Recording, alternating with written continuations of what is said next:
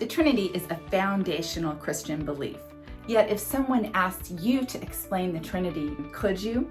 If your answer is no, you aren't alone. Most Christians have heard of the Trinity and even have a vague idea of its meaning. 3 persons, one God, Father, Son, and Holy Spirit. Wait, what? Right, explain that.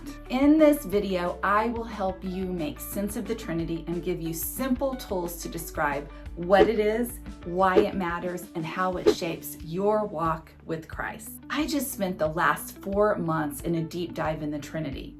All I can say is, wow, so much mystery and beauty. One of the most helpful definitions I found is from Dr. Scott Harrell of Dallas Theological Seminary. He defines the Trinity like this: the one true God who eternally exists as 3 persons, Father, Son, and Holy Spirit, one in nature, equal in glory, and distinct in relations. I know, take a deep breath, don't panic just yet. I'm going to break down each part of this definition into simple, understandable terms. When we get done here, you'll not only know more about the Trinity and be able to explain it to others, but your love for the triune God will grow exponentially. So, let's get started.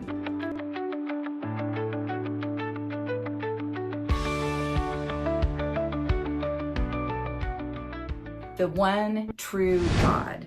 There is one God, not 3.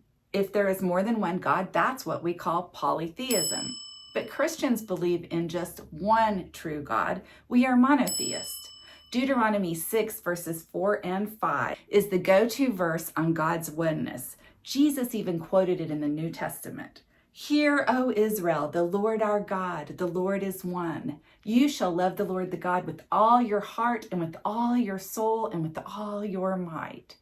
Some argue that this declaration of the Lord's oneness rules out the Christian triune 3-in-1 God. However, the Hebrew word echad has multiple meanings, including a oneness made up of more than one. What do I mean? Well, echad is used in Genesis 2:24 to describe 2 persons becoming one flesh. That means the Shema does not rule out a triune God. In fact, the Old Testament is full of evidence of the Trinity.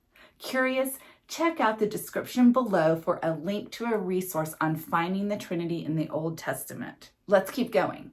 The one true God eternally exists. Eternal. God has no beginning or no end. That means he is not created. The psalmist beautifully describes God's eternality in Psalm 90, verse 2. Before the mountains were brought forth, or ever you had formed the earth and the world, from everlasting to everlasting, you are God. Wow, God exists eternally in the past and eternally into the future. God from everlasting to everlasting. The one true God eternally exists as 3 persons. 3 persons, yet one God. That is mind-blowing. God is a mystery, isn't he? To understand this, we don't need to reinvent the wheel here. The classic Shield of the Trinity does a pretty good job of visually representing the concept of one God, 3 persons. There is one God who is the center of it all in 3 persons. The Father who is God, the Son who is God, the Holy Spirit who is God.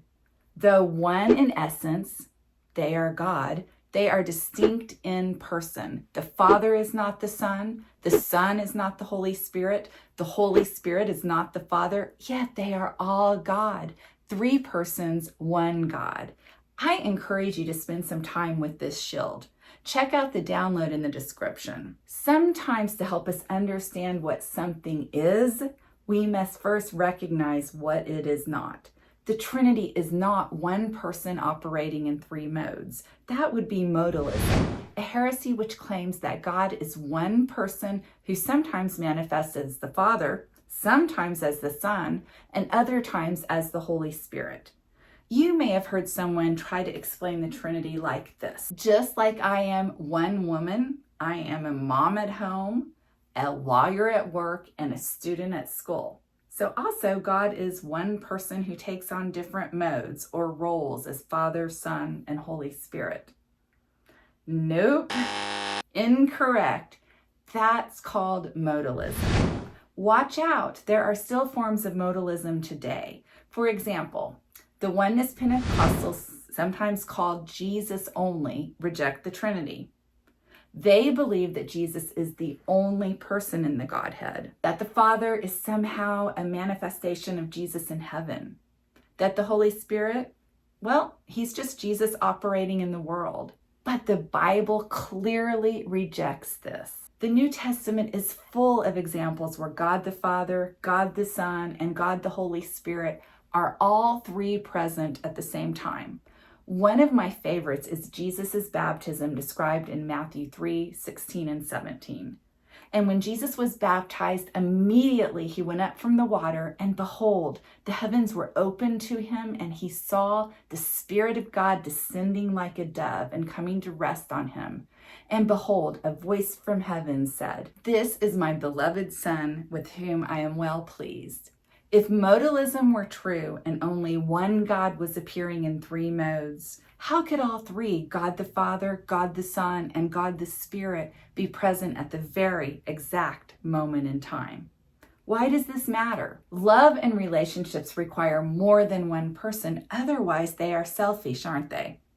All three persons of the Trinity love and relate to another.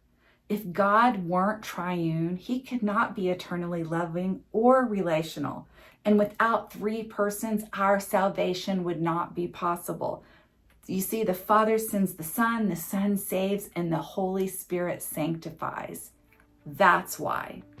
The one true God eternally exists as three persons, Father, Son, and Holy Spirit. Don't forget to check out the description below to download resources relating to the Trinity, and don't hesitate to comment with questions about what you learned today.